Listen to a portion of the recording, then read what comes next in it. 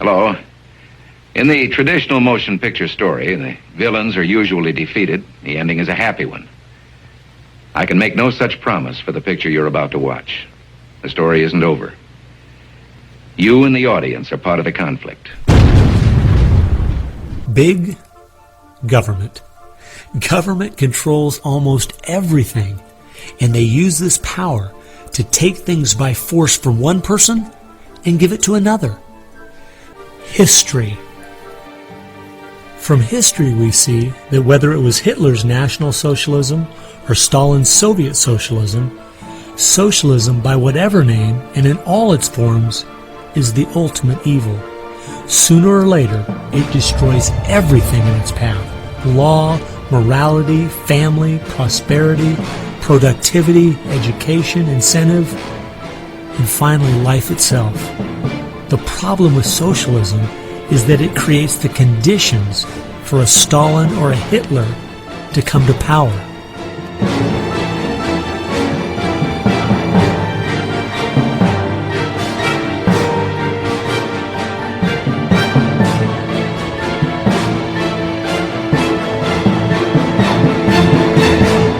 And that's why communism has such relevance today.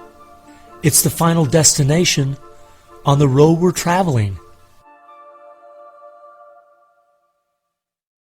Bertrand Russell, who worked with the Frankfurt School, said, "By using psychological techniques to teach the children, we will be able to produce, quote, an unshakable conviction that snow is black," unquote. And they use the conflict as justification for more government to stop the chaos. So they create the chaos, and then they step in as a solution to the chaos. And as Francis Schaeffer said, once this chaos comes, most people will willingly give over to an authoritarianism because they don't want the chaos. Lest we forget at least an over-the-shoulder acknowledgement to the very first radical known to man who rebelled against the establishment and did it so effectively that he at least won his own kingdom. Lucifer, unquote. It's obvious if you're trying to subvert a country, you want to control the news, you want to control public opinion. That means the biases, the opinions of the reporters enter into what is news. They decide whether you have a right to know. It's no longer a bias. They turn from just political bias to activism. They go to the places that influence, or I should say, where they can have leverage. Generations of journalists have been trained to interpret events, interpret the news, not report the facts, interpret the news. They do not deal in facts because facts aren't effective for them. They have very few facts on their side. They've gone into and penetrated these major areas to where they can influence it in the direction they want to go. We've seen a massive shift away from old-fashioned objective news reporting to what he called interpretive reporting, what others call advocacy journalism. And it's advocacy for a cause. Government schools are not teaching basic reasoning processes. They're not teaching logic. They're not teaching actual data of history and science and mathematics.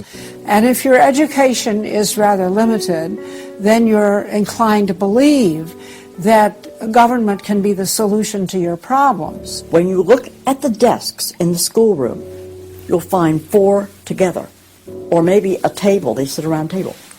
Independent desks are very rare in most classrooms because they don't want to promote the self-sufficiency, independence mindset. And it seems that they, again, want to have people be uneducated, so then they do become wards of the state. They're dependent on the government to provide everything for them. Few would argue that the education the children are receiving in the public schools is pathetic at best. But with the amount of tax dollars we spend each year, over twice as much as it would cost to send the students to private school, why do we allow this to continue? The group that my investigation led me to, that seems dedicated to making sure the children don't get a good education, was a real shocker. I think one of the main problems we face is parents naively thinking that the schools are the same today as they were when they were young. They don't realize there is a battle going on in this country for the hearts and minds of our children. The game is between 15 and 25 years of age. That's the whole game. If you're over 25, the chances are they're going to put a few pennies towards you to corrupt you. But their game right now is to corrupt the 15 to 25-year-olds or less. And right now they're down in the first grade with Heather Has Two Mommies, Daddy's Roommate, Gay Pride Parade. And now by 8th grade, they'll pass out condoms in school colors because that's so patriotic. And it's perfectly obvious that you get a hold of the child early, you can change his values away from his parents' values and get him to follow you. And they're very open about saying that. The National Education Association has passed resolutions saying they want children from birth. That's true with them constantly seeking to re-engineer society so they reach this level of utopian perfection. Where we, on the other side, we advance the idea that this is about the cause of freedom. If what we're talking about is true, the most important thing we can do is protect our young, because that is where all of this is leading. They need to get that younger generation under their belt. And more parents are going to have to say, they're just going to have to sacrifice and take responsibility for their kids' education, because that's really where it starts. And of course, I think the reason for that is because their parents didn't have a lot of influence over them. Betty Friedan is credited with really starting the feminist movement in this country. The purpose really was to attack full-time homemakers, to get them out of the home, to make them think they live dreary lives, to make women feel they are victims. It's the science of victimology. And that is so unfortunate, because the American woman is the most fortunate class of people who ever lived on the face of the earth. And to try to tell them that they are victims of an oppressive, unjust patriarchy is just a grievous lie. But unfortunately, they are teaching young women that and have been doing it for many years. While Betty Friedan was pushing her book, Feminine Mystique, she implied that she was coming from the point of being a frustrated housewife herself and just wanted to be a help to other women. But later in the 1990s, it came out she was in fact a radical propagandist for the Communist Party and a staunch supporter of Stalin. So when she had described the American family as, quote, a comfortable concentration camp, unquote, it wasn't because of her experience at home.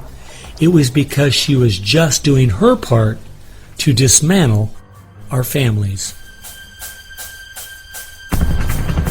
I'm a student of communism, and the communists set up various groups and various societies. Their society that they set up to promote homosexuality in this country was called the Mattachine Society. And it was founded by Henry Hay, a leading member of the Communist Party. So since I was studying communism and teaching on the issue of communism, you just follow leads, and all of a sudden you realize, what is this Mattachine? I've never heard of this Mattachine Society. Well, it was Henry Hay's organization set up to infiltrate the culture of the United States to make homosexuality normal.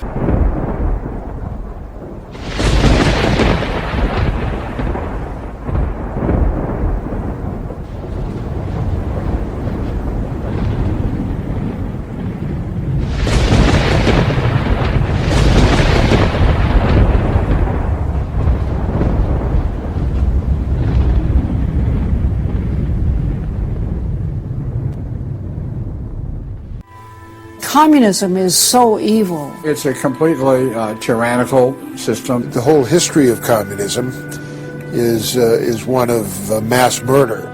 Tens of millions of people brutally murdered by the communists. The mass murder of more people in times of peace in all the wars of history combined. Each of those countries where they have taken control, millions have been murdered. When you're asking for what is the legacy of Marxism, it is the greatest killing machine in all of human history. We're talking congressional record, 135 million dead due to communism. I think the real number is probably, when you add in abortions, over 500 million. The rulers lived rather well, and at the same time you had all kinds of people who were enslaved, put in prison, oppressed, so you had really the opposite of what they claimed was going to be the result of their revolutionary activities. You would think that if the 20th century was the most murderous of centuries, everyone would say, let's find out why. And the truth is, you can't even ask the question. It is verboten to ask the question because the ideas that brought about that mass murder are still being taught in our public schools today.